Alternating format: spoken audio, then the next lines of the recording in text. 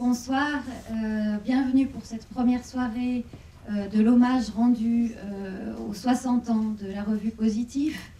Revue, vous le savez, qui a été créée en France, donc en 52, avec un an d'intervalle avec les cahiers du cinéma. On peut dire que ce sont un peu des frères ennemis qui se sont réconciliés. Et finalement, dans les polémiques et les enthousiasmes, on nourrit la cinéphilie française et internationale. Donc cet hommage, c'est un programme qui a été établi par le comité rédactionnel de la revue. Ce sont 4 films. Le premier ce soir, c'est Sweetie de Jane Campion. Il y en aura 3 autres demain à 15h, 18h30 et 21h. Et puis, ça continue ensuite à Genève, où sont projetés des films aussi. Et à 17h, samedi à Genève, au cinéma du Grutli, il y aura un débat avec Michel Simon, Alain Masson, ici présent, qui parleront de « Y a-t-il une critique en 2012 ?» Voilà, donc je vous présente Alain Masson, qui critique à Positif depuis presque les débuts. Oui, un peu plus de la moitié, de la course, oui. Michel Simon, qui était annoncé dans le programme, n'a pas pu venir car il est retenu dans un jury, je crois. Et c'est donc Alain Masson qui vous présentera les 4 films de ces 2 jours d'hommage. Merci. Donc vous allez voir ce soir Sweetie, qui est un film australien. C'est le premier long métrage de cinéma de Jane Campion, qui a fait depuis une carrière assez nourrie et brillante. À Positif, ça fait partie des auteurs qui ont été choisis pour ce type d'hommage parce que nous l'avons suivi depuis ses débuts. On a même parlé de ses courts-métrages, elle a fait un certain nombre de courts-métrages, en sortant de son école de cinéma en Australie. Elle est née en Nouvelle-Zélande, mais elle a beaucoup voyagé dans le monde anglo-saxon, particulièrement en Australie et en Angleterre. Son dernier film, Bright Star, est consacré, comme vous le savez, au poète anglais Keats. Elle avait une formation double, une formation de cinéma, mais aussi une formation d'anthropologie. Je le dis pas par manie de l'érudition, mais parce que je trouve qu'il y a une dimension anthropologique dans Sweetie. Elle vient d'une famille qui était une famille à la fois de gens très cultivés, très intéressés professionnellement par le théâtre en général et par Shakespeare, bien entendu, en particulier, et aussi une famille campagnarde.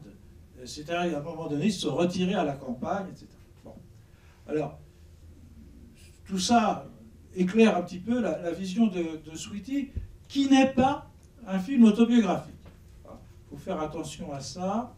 Le film porte sur les rapports entre 2 sœurs, mais Jane Campion l'a dédié à sa sœur, mais ça ne veut pas dire que c'est leur rapport de sœurs qui est évoqué dans le film. Leurs rapports de sœurs sont beaucoup plus pacifiques, ou en tout cas calmes, j'imagine, que ceux du film. Alors, comment regarder ce film? C'est ce que je voudrais esquisser maintenant devant vous. D'abord, poser dessus un regard de cinéphile. C'est un film qui a beaucoup d'inventions dans la mise en scène, dans les cadrages, dans le montage, dans le découpage. Le film est extrêmement morcelé, volontairement. Les personnages sont introduits d'une manière extrêmement brutale, volontairement. Il y a un certain nombre d'énigmes. Je vous invite par exemple à méditer sur ce que signifient les rapports du père de famille, Gordon, avec Sweetie, qui donne son nom au film d'une manière un peu surprenante, puisque l'héroïne est apparemment sa sœur, Kay. Là aussi, il y a un sujet de méditation. Jane Campion, pour revenir au cadrage, fait partie de ces metteurs en scène qui sont assez rares et qui mettent l'œil à l'œilleton de la caméra. Et donc, on a des cadrages qui vous surprendront, parce que souvent, les personnages sont complètement décentrés.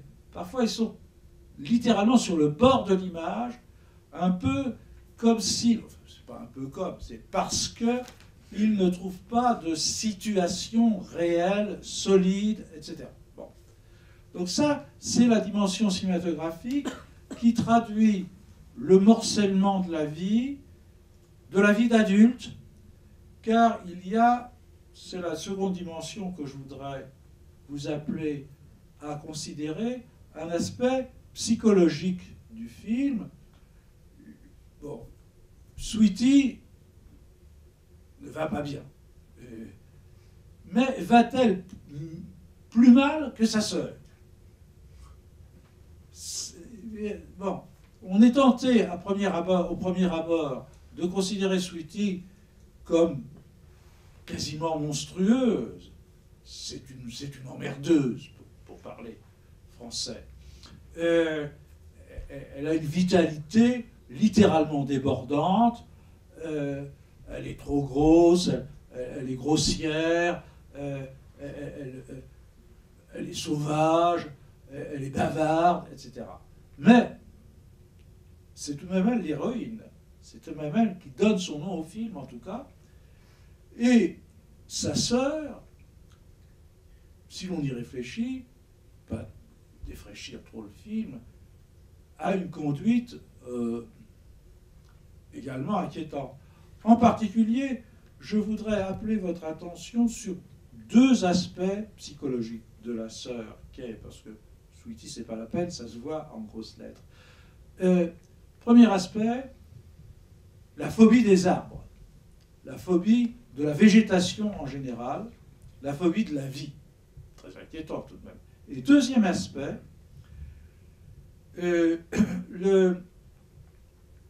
la quête éperdue des signes. Sans arrêt, elle cherche des signes. Elle joue son destin quasiment à pile ou face dans une scène assez curieuse. Bon. Et donc, ces deux aspects, d'ailleurs, font penser à deux personnes qui ont été des grandes admirations de Jane Campion. Louise Buñuel, côté phobie, bon. Et Antonioni. Dans Le désert rouge, l'héroïne est sans arrêt en train d'essayer de traiter tout comme un signe. Alors, il y a quelque chose de très intéressant là-dedans, c'est que c'est un moyen de d'essayer de réparer cette espèce de dispersion de sa personnalité que connaît Kay, en essayant de donner un sens, de fabriquer du sens à partir de signes, mais c'est quelque chose de très enfantin. On la voit au début du film marcher de manière à ne pas poser le pied sur les lézardes qui sillonnent le trottoir. C'est le genre de choses qu'on fait quand on est enfant, très souvent, qu'on fait, j'espère, un peu moins souvent quand on est adulte. Donc ça, c'est pour l'aspect psychologique. Au fond, on a l'impression que Jane Campion nous donne le choix entre deux attitudes, le délire de Sweetie et la mélancolie profonde. On est au bord de la dépression.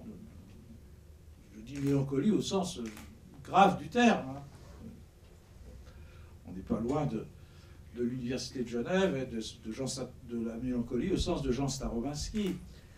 Et donc, voilà pour la dimension psychologique.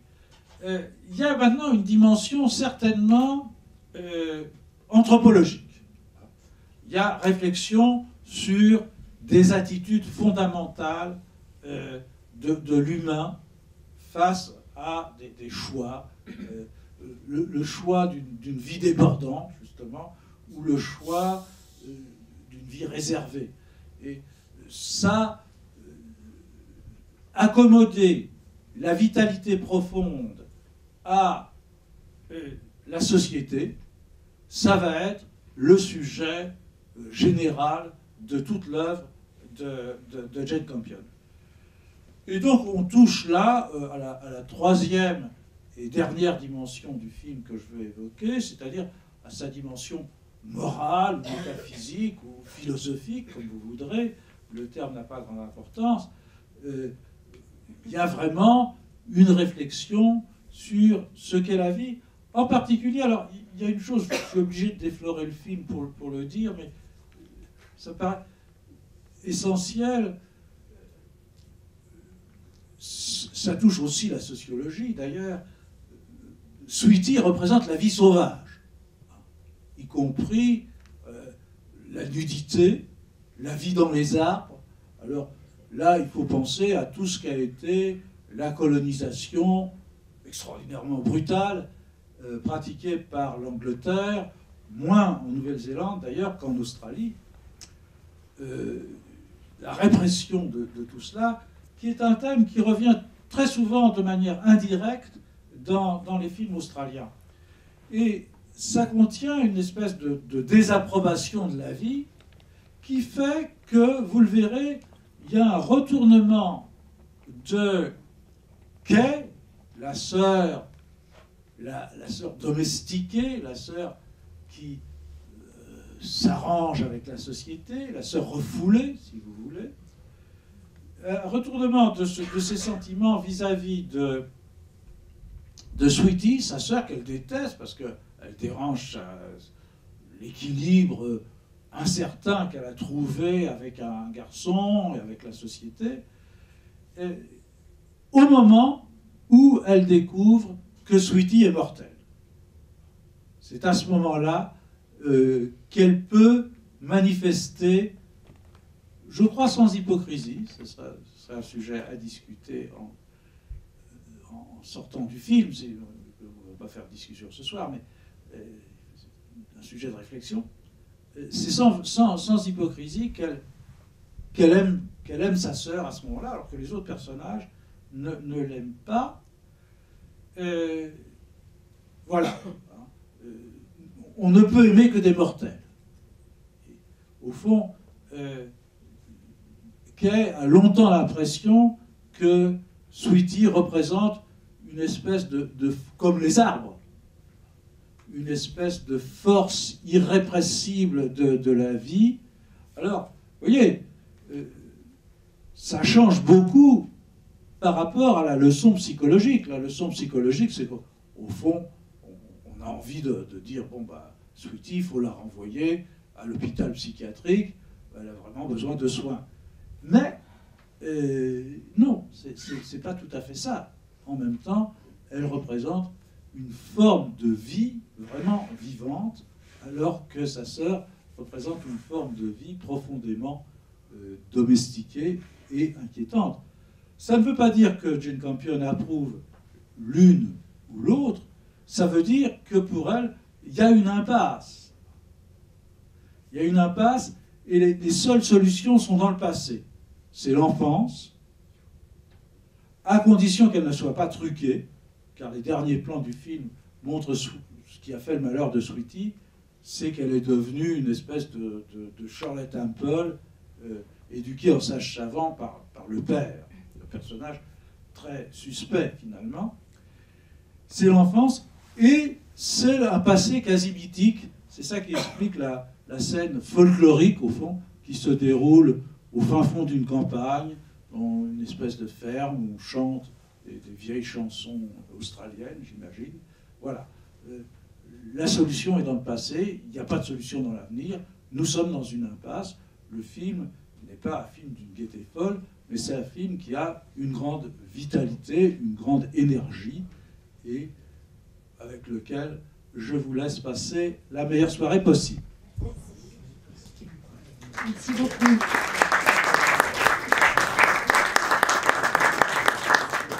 Bonne séance. Merci.